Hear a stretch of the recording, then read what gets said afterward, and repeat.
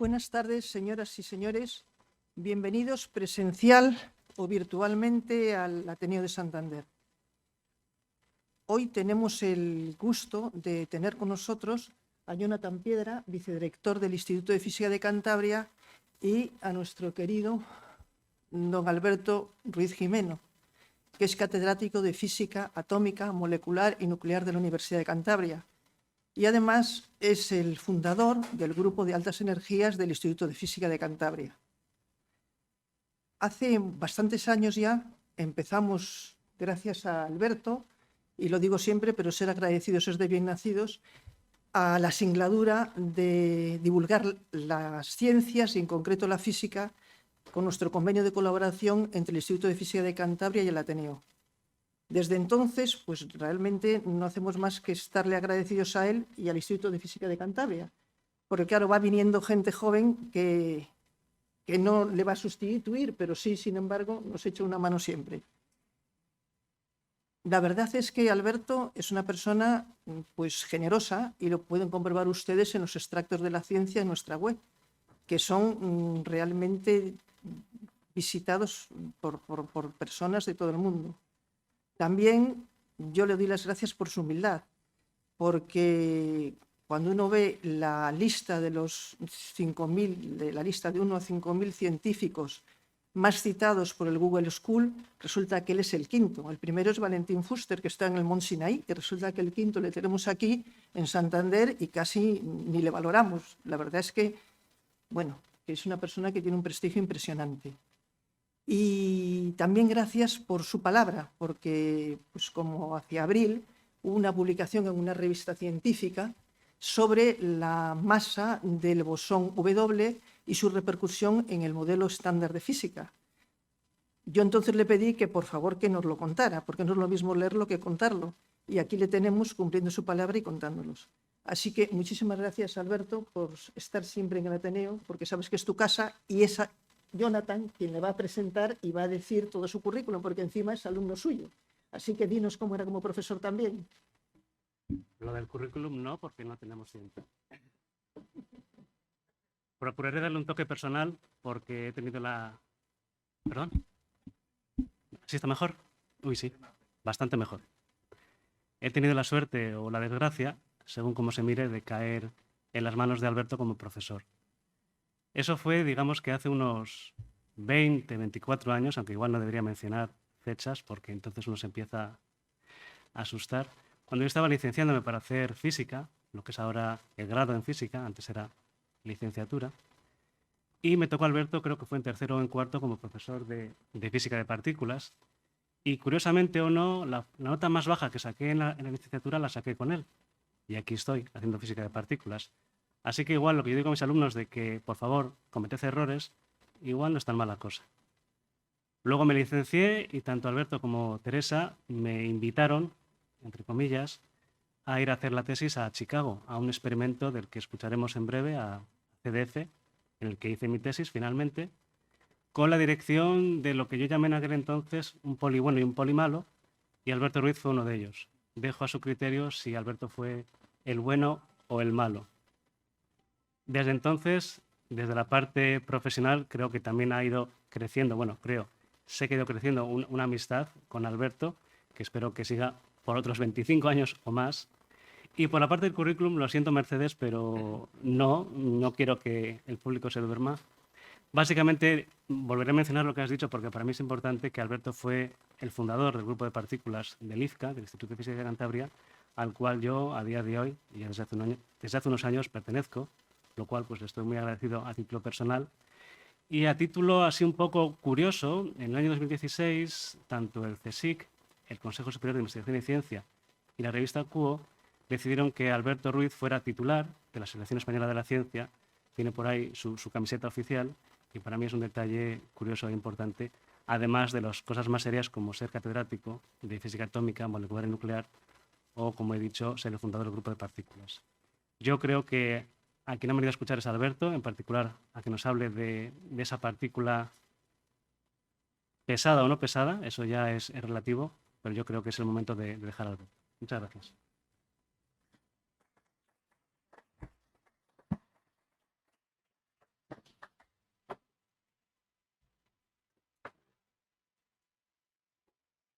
Bueno, muchas gracias. ¿Me oís bien ahí? Sí. ¿Verdad? Sí. Muy bien, pues muchas gracias. Bueno, por supuesto, los halagos siempre gustan, ¿no? Aunque no sean reales, pero bueno.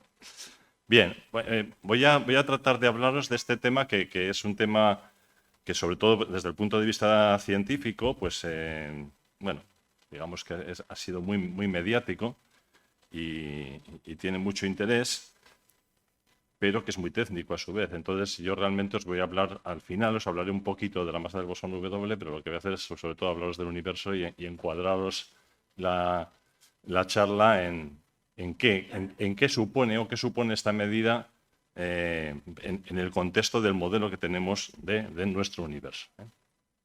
El día 22 de junio en el IPCA daré una charla mucho más técnica que creo que también se podrá bueno, ver online y bueno, y esa charla ya sí será muy técnica, con muchas cosas de calibración, estará hecha para físicos, pero bueno, todavía hacer una charla divulgativa. Muy bien.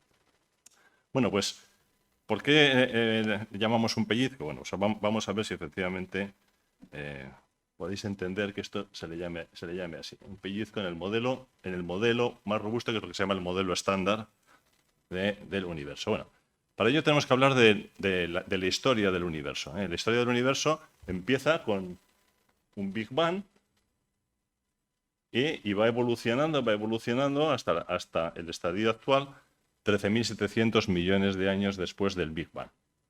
Desde este punto, que es una fracción muy pequeñita de segundo, hasta aquí es el dominio de la astrofísica. Y desde aquí hasta aquí, o sea, en esta fracción pequeñita de segundo, es el dominio de la física de partículas. O sea, que nosotros estamos en la parte pequeñita. No estamos en la parte...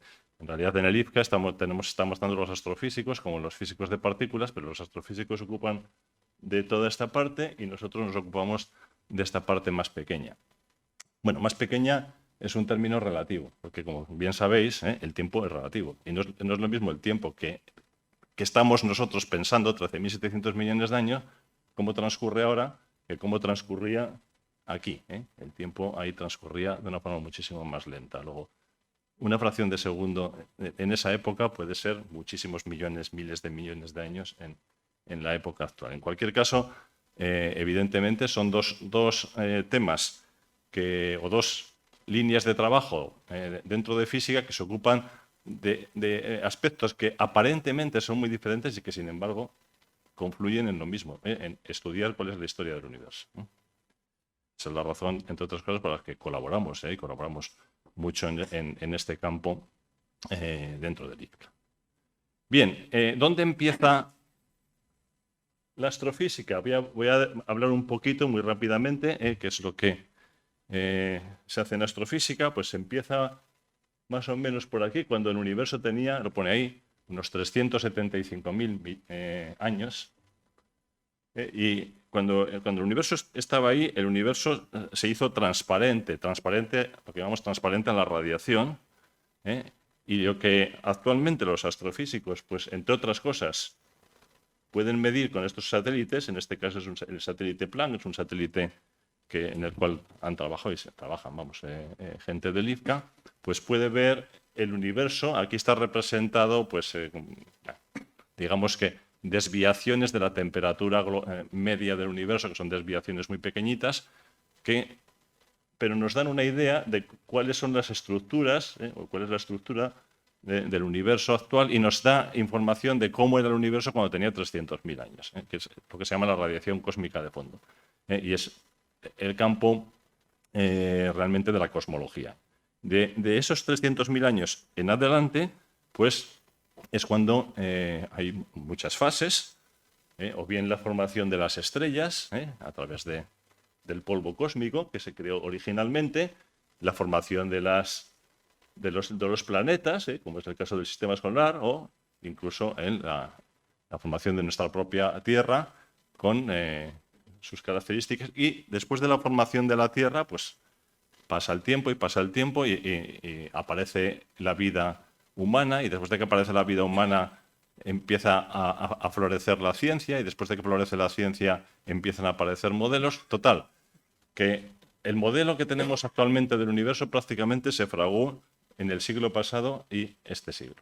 O sea, en el siglo pasado. O sea, que prácticamente han pasado 100 años frente a 13.700 millones de años en los cuales realmente la mente está descubriendo el universo. Es una fracción realmente infinitesimal de la historia del universo, y es importante tener en cuenta esas escalas temporales tan curiosas.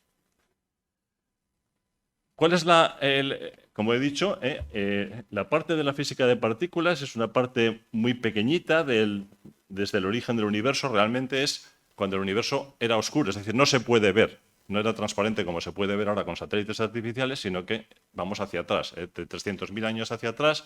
El universo no se puede ver, pero se puede modelizar y se puede, incluso, como veremos, con aceleradores de partículas, se puede reproducir. Y entonces ver cómo era. Y, sobre todo, analizar con aceleradores cuál era la fracción muy pequeña, una fracción infinitesimal muy pequeña de segundo del origen del universo, que es el dominio de la física de partículas. Hay una parte, prácticamente hasta este tiempo,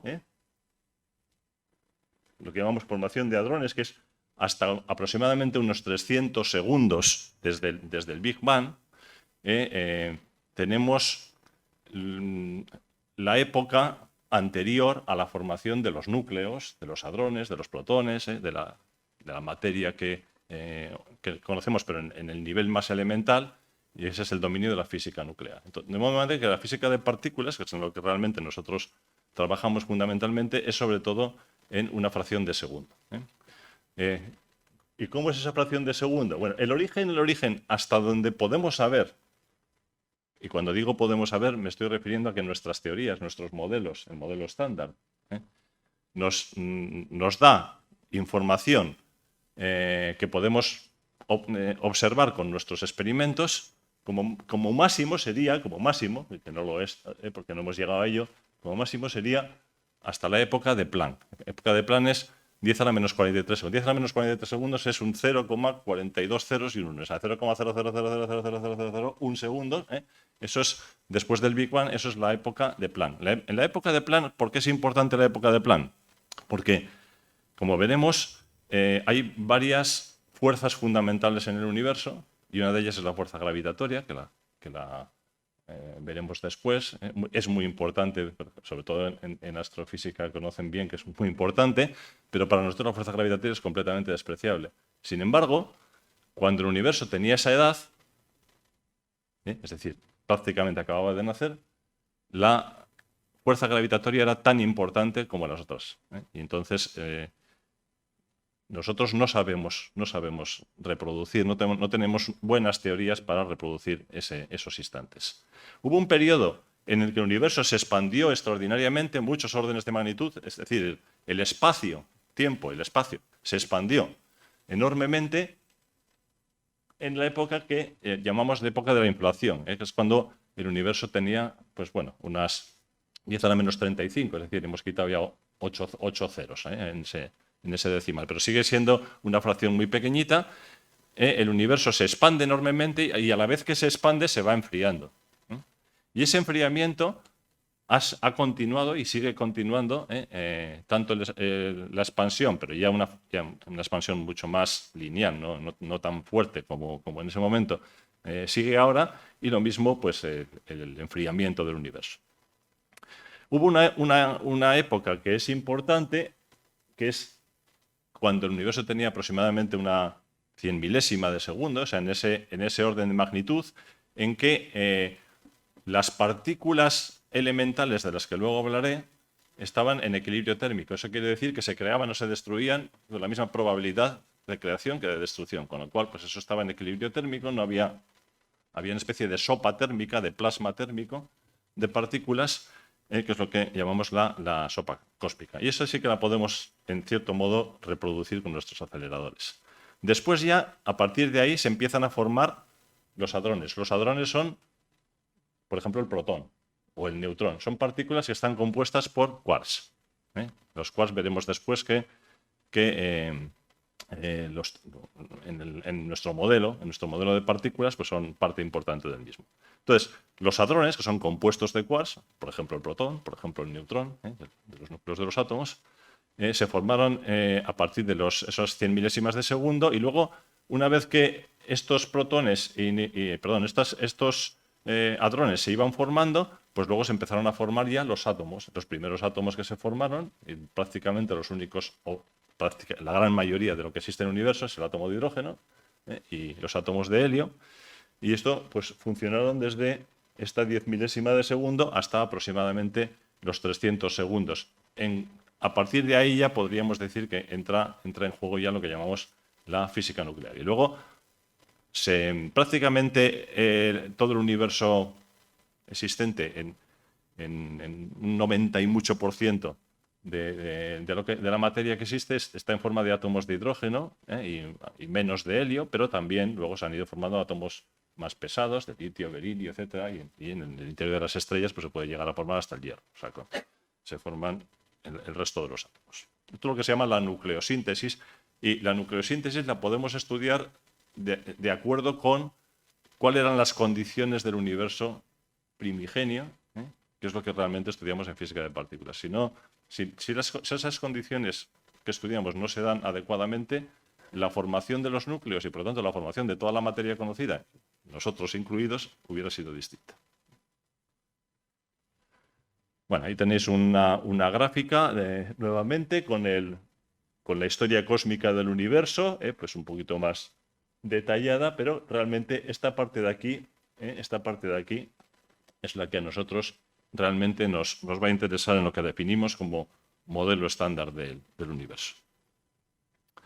Bien, ¿y cómo podemos explorar estas primeras etapas del universo? Pues como os he dicho anteriormente, de 300.000 años hacia acá, la astrofísica lo estudia pues, con satélites artificiales, con telescopios en tierra,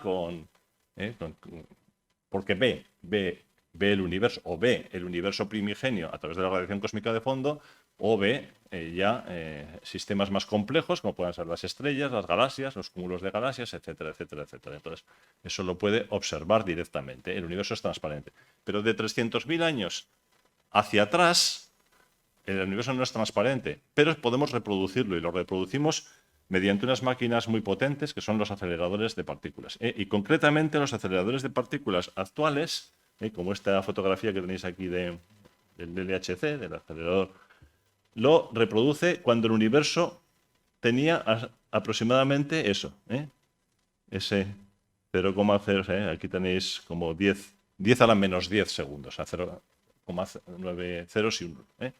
Esto es capaz de reproducirlo, esta máquina tan gorda, o dicho de otra forma, el tamaño del universo en ese momento pues era de este orden, en metros, 10 a la menos 19 metros. O sea, prácticamente estaba todo concentrado, toda la energía que hay actualmente en el universo está concentrada ahí, en esa cosa tan pequeñita, y cuando el universo tenía ese pequeño. ¿Por qué los aceleradores de partículas son estas fabulosas máquinas que son capaces de producir estas partículas y por lo tanto de alguna forma son máquinas del tiempo porque nos llevan al universo original y primigenio? Pues por dos razones esencialmente. Esta razón, la formulita de Einstein, E igual a mc cuadrado, en realidad es m gamma c cuadrado, que eso suele poner mal en los libros. Esa formulita de Einstein nos dice que la masa y la energía son dos formas diferentes de observar la energía. El c cuadrado es la velocidad de la luz al cuadrado, es una constante al cuadrado, y el gamma es una función de la velocidad del sistema que estemos analizando. Entonces, olvidándonos de este tema, lo que vemos es que energía y masa son dos formas de hablar de energía. Entonces, si tenemos partículas que queremos crear o que queremos generar mediante una colisión, por ejemplo, en un acelerador, que tenga una masa muy alta, como por ejemplo ocurrió hace 10 años, ahora justamente con el bosón de Higgs, pues necesitamos energía suficiente para producirla. Es decir, al menos tenemos que tener una energía igual que la masa de ella, como mínimo. Entonces, un acelerador de partículas lo que hace es producir energía cinética, o sea, producir energía, acelera partículas, produce energía.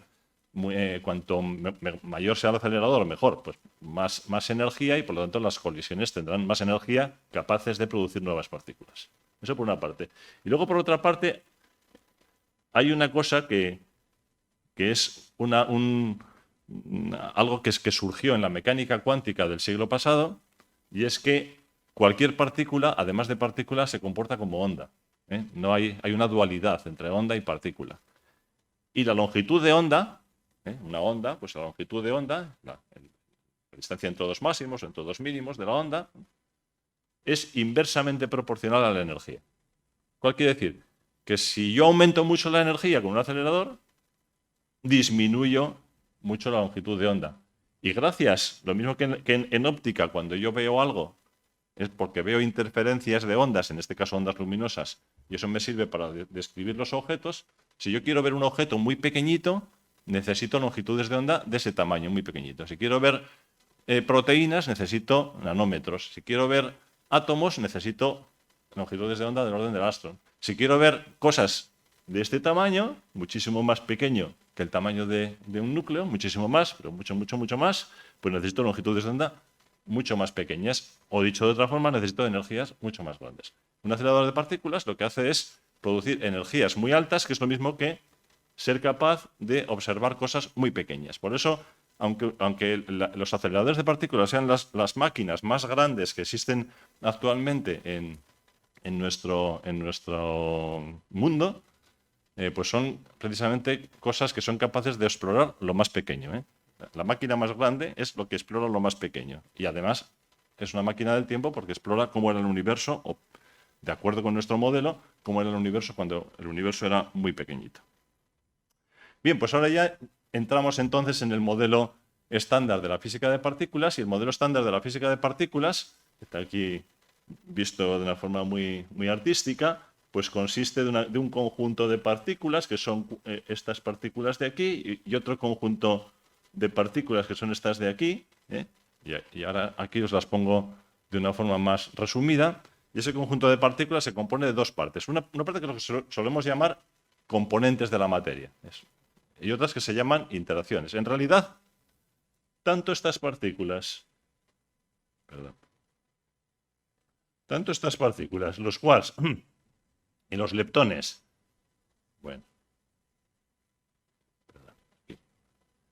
tanto estas partículas como estas, los quarks y los leptones, como estas otras que estamos poniendo aquí otros nombres, como el bosón de Higgs, que está ahí, todos son partículas elementales. Elementales quiere decir que no tienen estructura interna, que no hay nada por debajo, o sea, ya no tiene más estructura por debajo.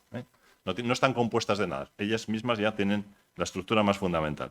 Entonces, estas partículas elementales las descomponemos en dos conjuntos, uno que llamamos componentes de materia, que son los quarks y los leptones. Los que más conocidos para nosotros son estos dos, que forman los núcleos, los protones y los neutrones, los núcleos de los átomos, y el electrón, que forma la corteza del átomo, y a partir de ahí formamos moléculas, sistemas, nosotros mismos. Estamos formados de átomos, estamos formados de quarks U, D y E, y leptón.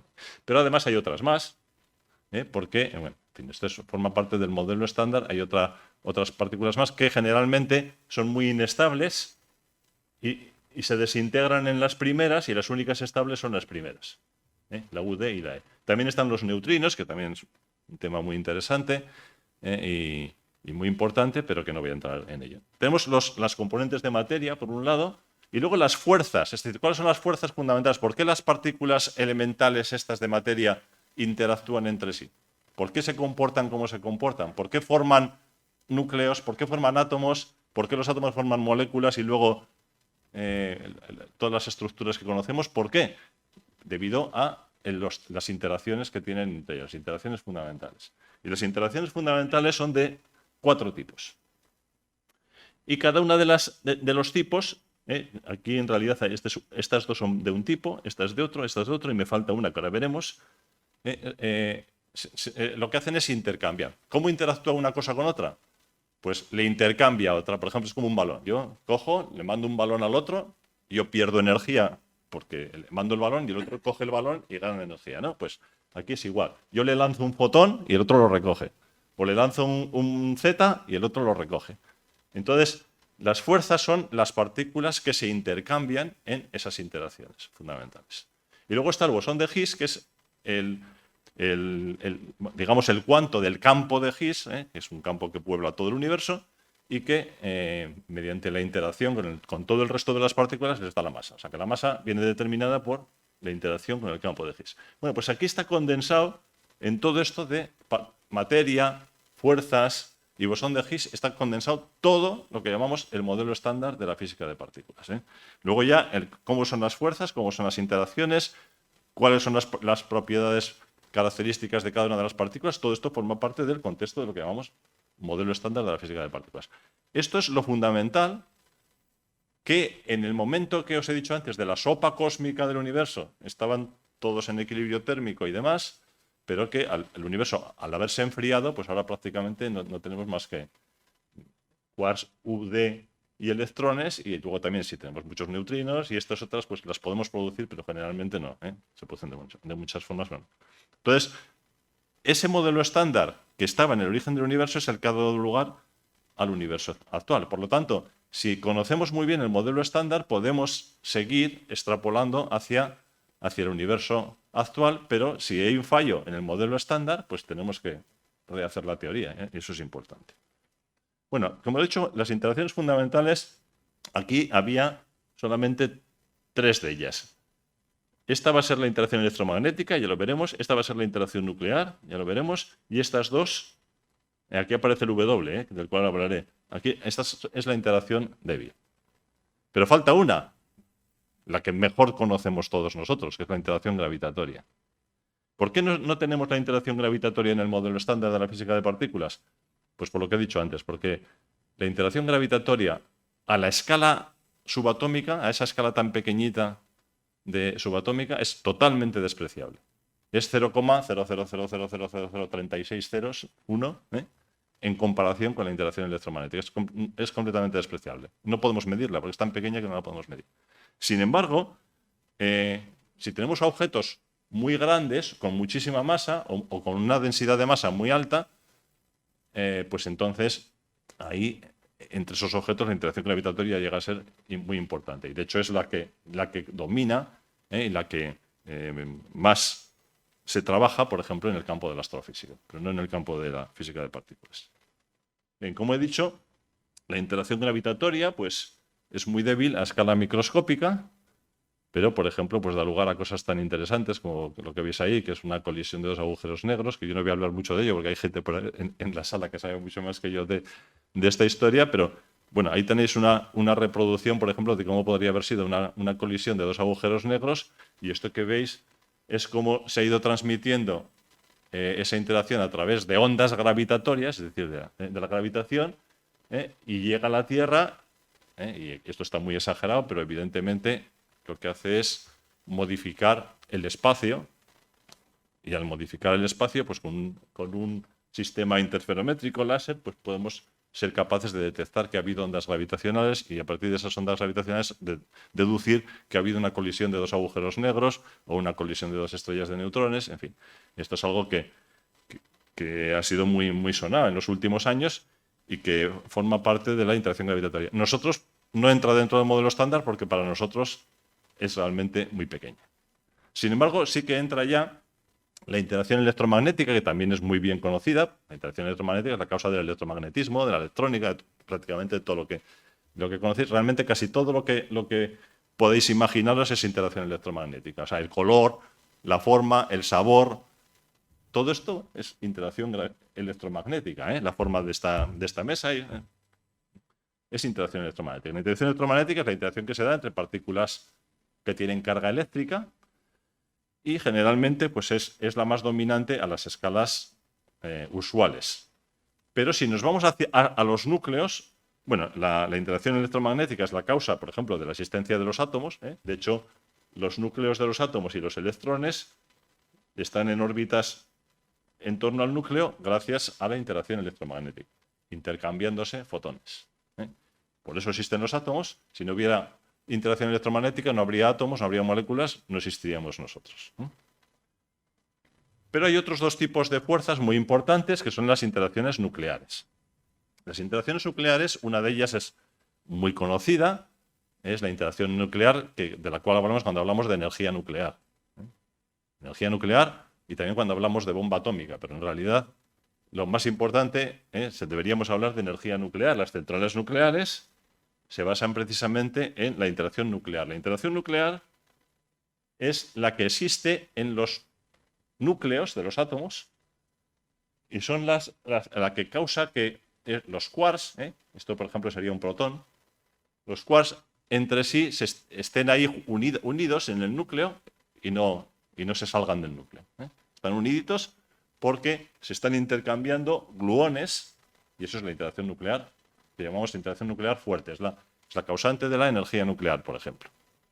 Pero hay otro tipo de interacción nuclear que es muy importante, sobre todo en los procesos que se dan en la interacción, en la energía de las estrellas, la fusión nuclear de las estrellas, pues se dan procesos, por ejemplo, de este estilo, en realidad más bien al revés, o sea, el proceso inverso, en vez de ir de neutrón a un protón, pues de protón a un neutrón, y emiten una serie de cosas, aquí un electrón y un neutrino, pero bueno, podría ser al revés, de un protón a un neutrón y entonces sería un positrón y un neutrino. Bueno, estas interacciones, que son interacciones características de los núcleos, son muy importantes porque explican, por ejemplo, el brillo de las estrellas, el brillo del Sol, la energía que nos viene de la radiación solar no existiría si no existiese esta interacción nuclear débil. Es débil porque es mucho más pequeña en fuerza que la interacción nuclear fuerte, pero también existe dentro de los núcleos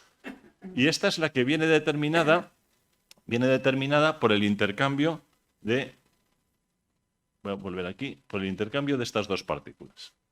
Estas dos partículas son las responsables de la interacción nuclear débil, la partícula Z y la partícula W. Y ahora ya hemos llegado a la partícula W, que es lo que nosotros queríamos tratar. Bien, todo este modelo de interacción se desarrolló durante los años 60. En la década de 1960 se hicieron los desarrollos teóricos de este modelo. Prácticamente en el año 1964 se desarrolló tanto el modelo por parte de los padres del modelo, esencialmente, que cuando uno pone gente muy importante científicamente, parece que solo lo han hecho ellos. Evidentemente hubo muchísima gente trabajando además de ellos, pero de alguna forma los padres del modelo son Glasgow, Salan y Weinberg, que en el año 1964 hicieron los desarrollos teóricos de ese modelo. Le llamo electrodébil porque es un modelo que unifica, que vale tanto para la interacción electromagnética como para la interacción nuclear débil. Es un modelo unificado.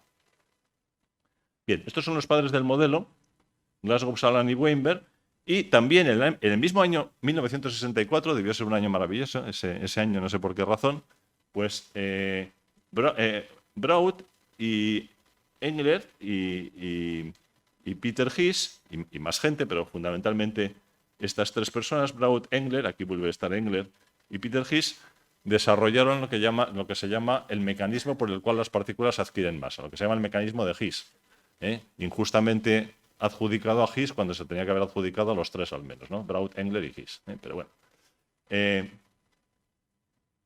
esto ya bien sabéis, o sea, se cumplen ahora 10 años del descubrimiento, pero cuando ellos desarrollaron la teoría fue en el año 1964. A la vez que se desarrollaba se desarrolló este otro. Entonces, los padres del modelo electrodébil, lo que llamamos modelo estándar, en el cual interviene el bosón W, del cual hablaré ahora un poquito, se desarrolló en el año 1964. Eso fue los modelos teóricos. ¿Cuándo se comprobó experimentalmente que estos modelos eran adecuados? Pues gracias al descubrimiento de estos bosones W y Z, que se hizo en los años 80 por una serie de personajes, entre ellos está Carlo Rubbia o Pierre Derioulat, está aquí Pierre Derioulat, en un experimento que está aquí, un experimento UA1 en los años 80 en el CERN, se descubrió los bosones W y Z. Entonces, eso fue una confirmación del modelo estándar, pero 20 años después de haberse desarrollado teóricamente. Por otra parte, un acelerador que ha habido justo antes del LHC en el mismo sitio que el LHC, en el CERN, pero que era de electrón contra antielectrón, o llamamos positrón, electrón, antielectrón, en estos acelerador que se llamó LEP, y en el cual estuvimos trabajando nosotros durante bastantes años también, que hizo su trabajo entre los años 80 y 2000 aproximadamente, lo que se hizo fueron medidas muy finas, de muchísima precisión, de las características de los bosones Z y W. Por ejemplo, la masa del Z, por ejemplo, la masa del W. Esto se hizo aquí. Y luego, en el 2012, ya, 60 años después de... 50 años después de haberse desarrollado la teoría de Higgs, del mecanismo de Higgs, se descubrió el bosón de Higgs. Con eso aquí se está celebrando en Oviedo, precisamente. Aquí están Peter Higgs y Engler, François Engler, y el director general del CERN en su momento, y el director científico del CERN en su momento, pues aquí están en Oviedo, en la Universidad de Oviedo, celebrándolo en el año 2013. Bueno, bien, con esto prácticamente se había completado el modelo estándar. Y además este modelo estándar con medidas muy finas de todas sus características, todas sus propiedades, pero bien, es un modelo muy robusto. Todas las medidas que se han hecho hasta el modelo acuerdan perfectísimamente con el modelo estándar, o sea que es muy robusto. Tiene un gran poder de predicción y realmente los experimentos que se están realizando se comprueba que funciona perfectísimamente. La teoría, no hay ninguna teoría física que funcione tan bien como el modelo estándar, hoy por hoy. Tiene 19 parámetros libres, que son demasiados, pero algunos de ellos están muy bien estudiados. Por ejemplo, la masa del Z, por ejemplo, la masa del quark top. Hay una serie de características que están muy bien medidas, pero tiene demasiados parámetros. Pero es insuficiente. ¿Por qué? ¿Por qué es insuficiente? Porque no explica algunas cosas muy básicas del universo. Por ejemplo, no explica la existencia de materia oscura en el universo, y sabemos, esto gracias esencialmente a los astrofísicos, a las observaciones del movimiento de estrellas cercanas o de galaxias cercanas, estrellas en el halo de las galaxias o de galaxias a su vez. En fin, y por otra serie de experimentos sabemos que el universo contiene aproximadamente un 26% de materia que no sabemos de qué está hecha y llamamos materia oscura. Solo el 4% es la materia ordinaria de quarks, leptones y esto que os acabo de contar. Y el 70% todavía es más complicado, es energía oscura. Es lo que da lugar a que el universo, en vez de estarse expandiendo más o menos de forma lineal, no, se está expandiendo de forma acelerada. Cada vez se expande de forma acelerada. Y eso es debido a la energía oscura del universo. No sabemos, solo sabemos que existe, pero no sabemos lo que es. Total, que el 96% de la energía del universo es desconocida, en forma de materia oscura o en forma de energía oscura. Y solo el 4% es la que está muy bien explicada por el modelo estándar de la física de partículas.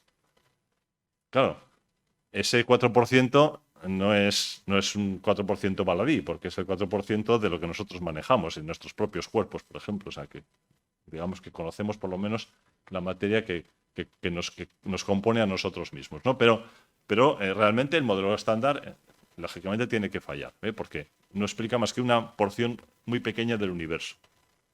Hay además otras serie de problemas que existen en el universo, como por qué existe solo materia y no existe antimateria.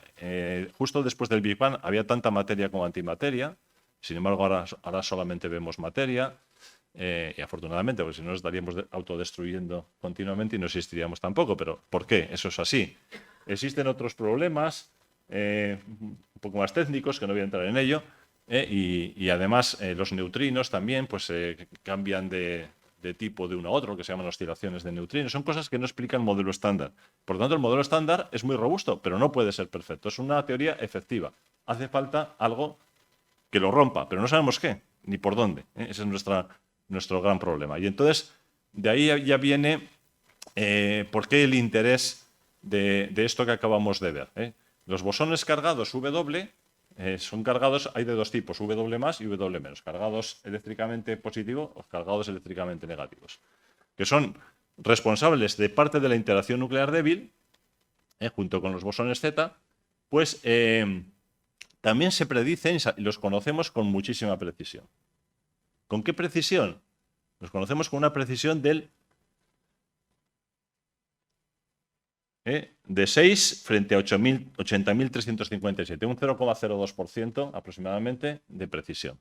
Y eso es lo que nos dice el modelo estándar.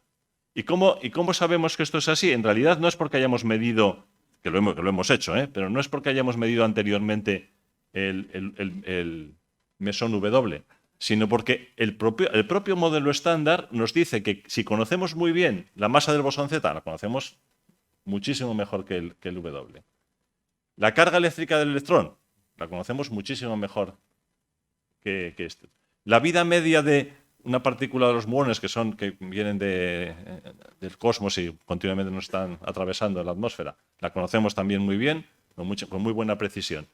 Y además considerando también, porque es importante para corregir en los cálculos, la masa del quark top o la masa del bosón de Higgs, que también se conocen muy bien, pues resulta que con todo esto podemos predecir, sin medir nada, podemos predecir cuál es el valor de la masa del W mediante el modelo estándar. Y esto es lo que nos dice el modelo estándar. O sea, a partir de todo esto, sabemos que esto es lo que debería medir. Bueno, estas unidades, no hace falta que entréis en ellas, pero porque os hagáis una idea, es aproximadamente pesa igual que unos 90 protones. Pero claro, la precisión es muy buena. Una parte en 10.000. El modelo estándar nos está diciendo que podemos asegurar, si el modelo estándar es bueno, con una precisión de 1 por 10.000, de una parte en 10.000, que la masa del bosón W es esta. Entonces, nos hemos planteado, desde hace mucho tiempo, nos planteamos hacer una medida precisa de la masa del bosón W y compararla con esta medida que nos predice el modelo estándar.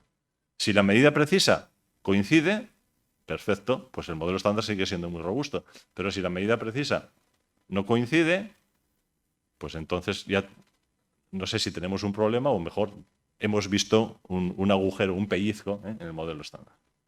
Esta es la idea. Entonces, pero claro, ¿cómo podemos hacer la medida de la masa del bosón W?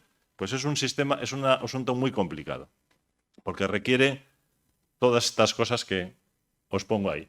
Requiere, primero, tenemos que producirlo. ¿Y cómo lo producimos? En el caso de este experimento que os acabo que os ha comentado también Jonathan, de CDF en el Fermilab, en el Tevatron de Fermilab en Chicago, muy cerquita de Chicago, donde nosotros hemos participado, pues lo que se hace es colisionar protones contra antiprotones. Materia antimateria, protones contra antiprotones, colisionan a una energía muy alta y en la colisión, el producto de la colisión se transforma en muchas cosas, entre ellas se producen W. Entonces, primero tenemos que conseguir producirlos mediante estas colisiones.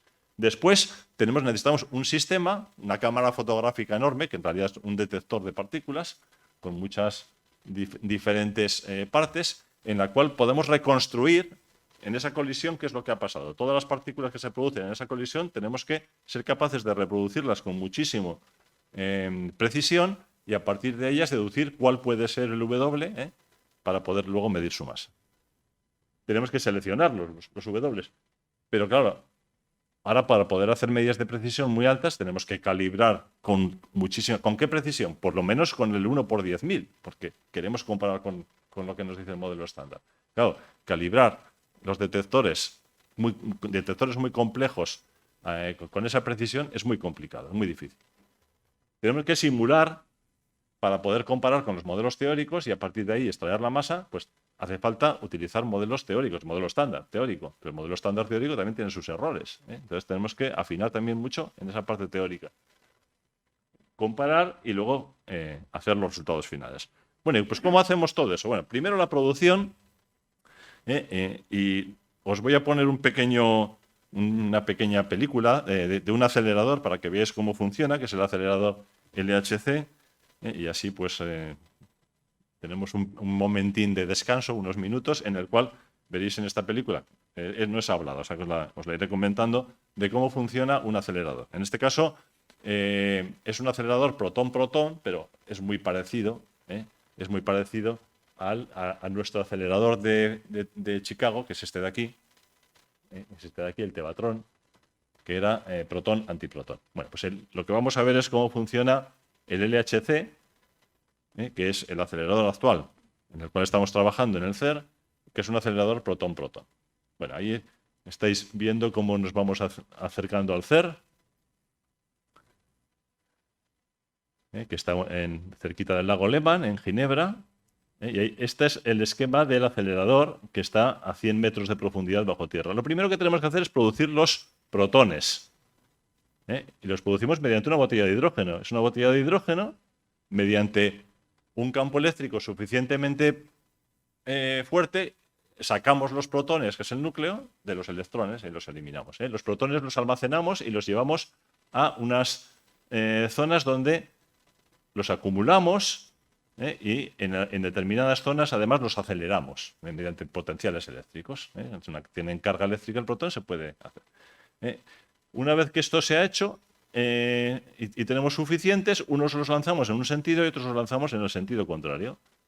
Y aquí ya están viajando en el interior de esos imanes, están viajando a gran velocidad. Y en determinados, ahí tenéis, lo que está viajando es el electrón, no el imán está quietito. Entonces, una vez que eso se ha conseguido, pues ya tenemos distintos sistemas de detección, distintos detectores donde se produce una colisión. La colisión produce muchísimas cosas y, por ejemplo, pues ahí podemos observarlo. Bien,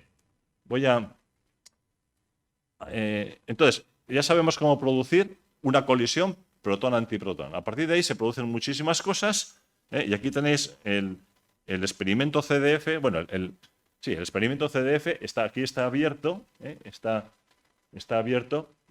Esto sería la tapa y lo cerraríamos ahí. Y realmente el centro del detector está ahí, en ese punto. Aquí tenéis un esquema, un corte transversal. Este sería el punto de colisión. Los protones por aquí, los antiprotones por otro lado, colisionan aquí y producen muchas partículas. Y esas partículas van a distintas partes del detector. Esta es la parte más interna. Esta es una cámara que es capaz de definirnos cómo se curvan las partículas con un imán que aparece aquí. Luego hay unos calorímetros que nos dan la energía de esas partículas. Un detector es una especie de cebolla con distintas partes. La parte más interna nos define el punto de colisión. Luego tenemos una parte que nos define cómo se curvan las trazas que se han producido, de las partículas que se han producido. Luego los calorímetros que me dicen la energía. Y al final están las cámaras de muones que me dicen si son muones o no. Bueno, pues es una cosa muy complicada y como os he dicho, el problema es que tenemos que ser capaces de medir esas propiedades con muchísima precisión, para lo cual hay que calibrar los aparatos muy bien. Esto es una típica colisión. Como veis, una colisión es una cosa muy complicada y tenemos que ser capaces de calibrar bien los detectores para poder determinar de cada una de estas partículas que salen cuáles son todas sus propiedades. En el caso de la producción de un W, esta es el tipo de colisión. Es un quark y un antiquark, colisionan, se produce un W, el W se desintegra en un electrón o en un muón y un neutrino, y además aquí se produce gluones que dan lugar a hadrones. Al final lo que tenemos es el electrón o el muón, el neutrino que no le vemos, y todo el resto son hadrones. Como tiene que haber, la colisión es con momentos iguales pero de sentido contrario, el momento total es cero, es decir, hay conservación de la energía y de momento, ¿no? Entonces, a partir de imponer conservación de energía y de momento, pues si somos capaces de determinar muy bien el momento del electrón y somos capaces de medir muy bien el momento del resto de los hadrones, porque este no lo vemos. El problema es que aquí no vemos el neutrino, no le vemos. Entonces, a partir de ahí seríamos capaces de determinar con mucha precisión cuál es el momento del W y a partir de ahí deducir la masa. Por lo tanto, hay que medir muy bien el electrón o el muón y hay que medir muy bien los hadrones. Y esa es la gran dificultad que ha llevado 10 años el hacerlo bien. Al final, lo que se ha obtenido es una muestra de aproximadamente 2 millones de W. La mayoría, perdón, de 2 millones de W a electrones y otros 2 millones de W, o sea, 4 millones en total aproximadamente. Y luego unos pocos, bastantes menos, zetas a electrones. El Z tiene la ventaja de que en vez de decaer a un electrón y un neutrino o a un muón y un neutrino, decae a un electrón y un antielectrón o a un muón y un antimuón. Y en ese caso, todo se ve. Como se ve todo, se puede medir muy bien. Por lo tanto, nos sirve de referencia. Bueno, pues con todos estos sucesos que se han obtenido, ha habido que calibrar, por ejemplo, este aparato. Aquí está descompuesto en todas sus partes. Tiene 30.000 componentes y hay que ser capaces de alinear perfectísimamente a pocas micras cada una de las componentes uno respecto del otro y luego calibrar además su respuesta. ¿Y eso cómo se ha hecho? El alineamiento de todas estas partes de esta cámara se ha hecho utilizando radiación cósmica, 450.000 rayos cósmicos que llegan al detector. Que esos no se han producido en la colisión, llegan del cosmos. Y luego se ha corregido con medidas de masa de otras partículas muy conocidas. No voy a entrar en cosas técnicas, como digo, porque no quiero liaros. Y se ha validado con algo que también es muy conocido, como os he dicho antes, que son los bosones Z. Total, que hemos sido capaces de alinear perfectísimamente estos 30.000 elementos y además calibrar exactamente cuál es la respuesta de los mismos. Y lo mismo se ha hecho con los calorímetros y se ha hecho con las otras cámaras. Y a partir de ahí ya utilizamos modelos teóricos y estos modelos teóricos, por ejemplo, pues por poner un ejemplo, nos dan una variable que llamamos masa transversa, da igual, y veis la diferencia entre que la masa del W sea 80 y nos daría una cosa así, como el azul, o que sea 81 que nos daría una cosa así, que es como lo rojo. Entonces, haciendo esta distribución para nuestros sucesos, pues podemos comparar con la teoría y de ahí deducir la masa. Y eso se ha hecho mediante unos generadores que son unos generadores teóricos muy bien estudiados, con muchísima precisión y que, en fin, nos fiamos de ellos. Y este es el resultado. Y ahora vamos al resultado, que es lo interesante. Entonces, estos eran resultados anteriores de distintos experimentos. Aquí está la masa con su error para distintos experimentos. Como veis, en todos los experimentos anteriores, algunos de ellos son del LHC, los errores eran bastante grandes en comparación del último resultado que hemos observado, el que tenemos ahora, que es este de aquí. Esto en gris es lo que uno esperaría del modelo estándar. Esperaría que estuviese por aquí. Como veis, casi todos los sucesos, casi todos los experimentos anteriores están de acuerdo con el modelo estándar, pero con unos errores muy grandes. Sin embargo, la medida que ha observado CDF se separa mucho del modelo estándar. Se separa lo que llamamos 7 sigmas. Para que os hagáis una idea, es la probabilidad de que eso sea una fluctuación estadística, o sea, que sea una cosa pues, que uno va a jugar a la lotería y le ha tocado la lotería, es la probabilidad de menos de 1 por billón, por cientos de miles de millones, en realidad. Entonces, evidentemente, aquí también se ve, esto es la masa del W en comparación con la masa del top. Este sería el modelo estándar, como uno espera. Dependiendo de cuál sea la masa del top o la masa del W, pues estaríamos en esta línea. Esta es la medida que había habido hasta ahora y esta es la medida nueva. Entonces, estamos muy separados. Entonces, fijaros, este es el error que hemos conseguido y la medida que hemos conseguido. Muy separados del modelo estándar. Entonces, ese es el gran problema. Entonces, ¿esto es un pellizco en el modelo más robusto del universo? ¿La masa del W? Pues, evidentemente, si esto se confirma, efectivamente, esto es muy importante, es un pellizco porque esto significará que, bueno, pues que esta medida está bien hecha y el modelo estándar no es adecuado. No quiere decir que sea malo, quiere decir que hay una discrepancia que nosotros esperamos encontrar discrepancias, ¿no? Y esta sería una discrepancia importante. Claro, uno puede decir, bueno, pero si es que si en todos los demás experimentos las cosas estaban de acuerdo con un modelo estándar. Bueno, pero estaban de acuerdo, pero con estos errores, con errores muy grandes. También nuestra medida está de acuerdo, en fin, con una cierta precisión, lo que llamamos con una cierta tensión, pero también está de acuerdo con las demás medidas. Lo que pasa es que no con el modelo estándar. Entonces, si realmente esto se confirma, y por eso pongo aquí, es un reto para los experimentos actuales del LHC, tienen que hacer esa medida y tienen que hacer la medida también con muchísima precisión, de forma muy fina, para confirmar o para refutar las medidas de CDF. Si se confirman las medidas de CDF, habremos llegado, o sea, será un resultado importantísimo. Si se refuta, es decir, si las medidas de los nuevos experimentos pues concuerdan con el modelo estándar y tienen la misma precisión que CDF, pues entonces habrá que replantearse a ver dónde está el error.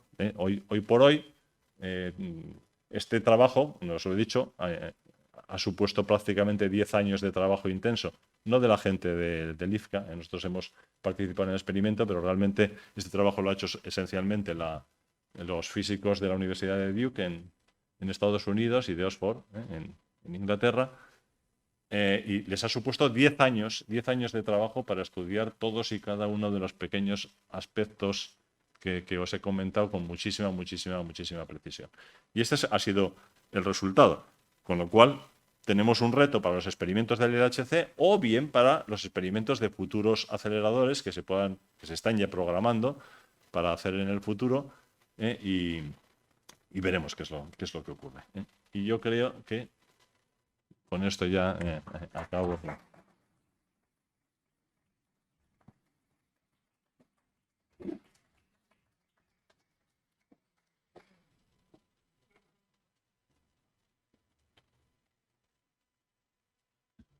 Bueno, pues muchísimas gracias como siempre. Y ahora la palabra la tienen ustedes, así que quien quiera hacer una pregunta, por favor, levanta la mano y le pasamos el micrófono.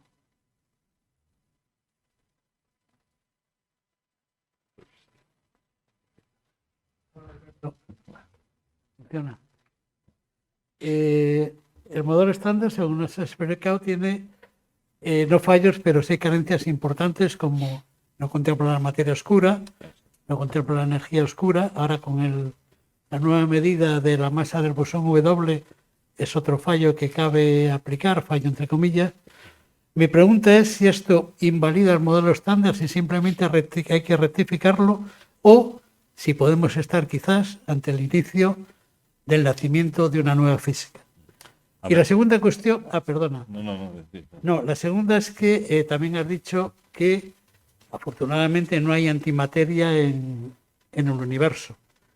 Pero la antimateria somos capaces de crearla en el laboratorio, puesto que precisamente la base de los aceleradores de partículas es el choque de partícula-antipartícula. Si no hay materia oscura en el universo, ¿cómo creáis la antimateria en los aceleradores? Bueno, vamos a ir por partes. Bueno, lo primero, si valida o no invalida, vamos a ver, no invalida. Por eso os he dicho que es una teoría efectiva, es una teoría que funciona muy bien, es muy robusto, y sigue funcionando muy bien, pero sería, y sabemos que lo es una teoría incompleta. Entonces hay que buscarle pequeños errores, pequeños fallos, pequeñas cosas que no se pueden explicar por el modelo estándar, sino que hay que explicarlas por una extensión del modelo estándar. Eso es como la teoría de Newton se eliminó por la teoría de Einstein. Pues en cierto modo, sí, no es el ejemplo más adecuado, pero bueno, eso sirve un poquito. No, la teoría de Newton o la gravitación newtoniana es un modelo efectivo a determinadas escalas, funciona muy bien y la gente no tiene que utilizar la relatividad general, pero si uno quiere trabajar en otras escalas de tiempo y de espacio, necesita la relatividad general, porque es más extensa, es decir, extiende el modelo newtoniano, que es una aproximación para determinadas características, se extiende a algo, a algo más. En este caso sería igual, es decir, el modelo estándar seguiría siendo una teoría efectiva adecuada para describir hasta cierto nivel la materia, pero no sería suficiente. El hecho de que la masa del W confirmemos, vamos a suponer que se confirma esto, tampoco nos va a dar ya el modelo, ¿eh? Lo que pasa es que ya hay muchos modelos nuevos, algunos modelos de materia oscura, otros modelos de física más allá del modelo estándar, ¿eh? Por ejemplo, supersimetrías, por ejemplo, modelos tecnicolor, modelos de muchas dimensiones en el universo, en fin. Hay distintos modelos que predicen que la masa del W se desvía del modelo estándar precisamente en la dirección que acabamos de ver. O sea, que serviría para ayudar, no para confirmar, pero para ayudar a determinados modelos nuevos que engloban, pero son más extensos que el modelo estándar. El modelo estándar no iba a ser perjudicado, simplemente íbamos a conseguir una extensión de él, ¿eh? Eso es un poquito lo que te puedo comentar. Lo otro que decías de la antimateria, efectivamente, es, vamos a ver, en la antimateria somos capaces de producirla y la producimos, y además, bueno, existe de forma muy clara, bueno, existe en la fruta, ¿eh? Eso le gusta mucho a Jonathan decirlo, que en los plátanos y en las zanahorias y tal tenemos positrones, muchos, no, y existe, y en los hospitales utilizamos mucho, en el PET, por ejemplo, se utilizan los positrones, ¿eh? El positron emission tomography, se producen como consecuencia de colisiones, o como consecuencia de colisiones, y además en los aceleradores de partículas, en algunos casos, no en el caso del LHC, que es protón contra protón, pero sí en el caso de Fermilab, en este caso el Tevatron sí que es protón contra antiprotón, y en LEP era electrón contra positrón. Es decir, hay que producirlo y se pueden producir en grandes cantidades y hacerlas chocar con materia, pero tenemos que producirla. Pero el universo en general, si uno observa materia en el universo, observa estrellas, galaxias, cúmulos de galaxias, pero no observa antiestrellas, antigalaxias, anticúmulos de galaxias. Podrían existir. Y de hecho hay experimentos que están intentando ver si existe por ahí. Claro, tendrán que estar aislados de la materia, porque si la materia y la antimateria están juntitos, se aniquilan mutuamente. Pero podría haber. Y de hecho no se ha observado. Lo que sí que, sin embargo, el propio modelo estándar predice que hay una asimetría, es decir, existe un comportamiento ligeramente diferente de la materia y de la antimateria, que se llama violación materia-antimateria, o violación CEPE. Bueno, existe una asimetría y a través de esa asimetría uno podría decir, vale, pues como no se comportan exactamente, aunque en el origen del universo fuesen la misma cantidad de materia que de antimateria después del Big Bang, pues como no se comportan igual, pues uno se ha comportado con más fuerza que el otro y nos hemos quedado solamente.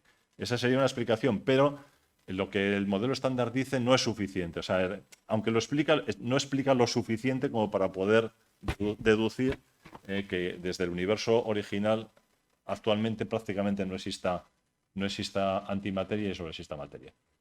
Eso es, digamos, en el universo. Pero que se puede producir, por supuesto, se puede producir y la producimos y se produce además de forma natural. No hace falta que la produzcamos nosotros. Se produce en determinadas desintegraciones radiactivas y además os he dicho ya también en las estrellas, en los procesos internos nucleares de las estrellas se están produciendo continuamente también antimateria. Pero eso es una consecuencia, no primigenia, no existe antimateria primigenia.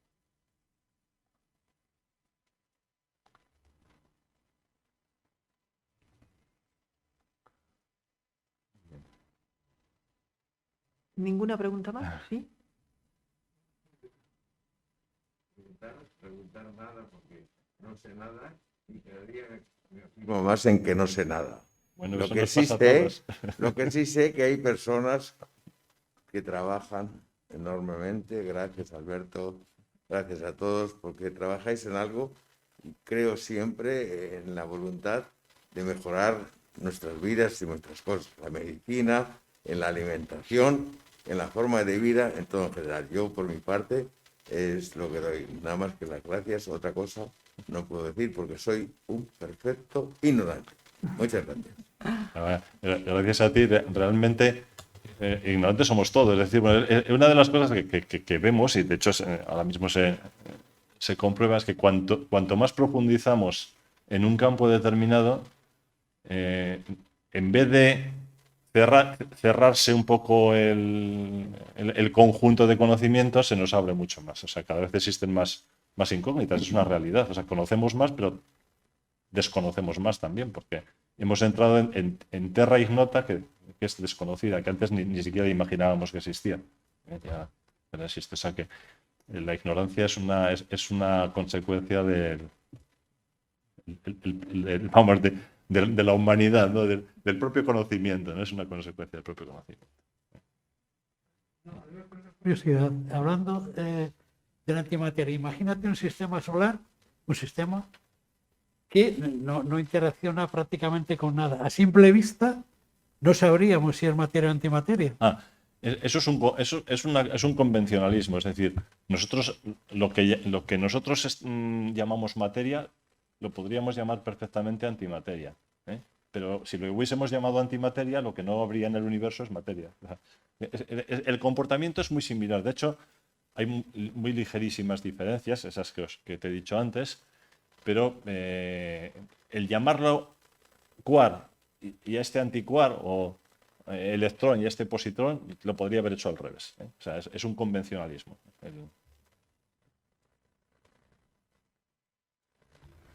¿Ninguna pregunta más?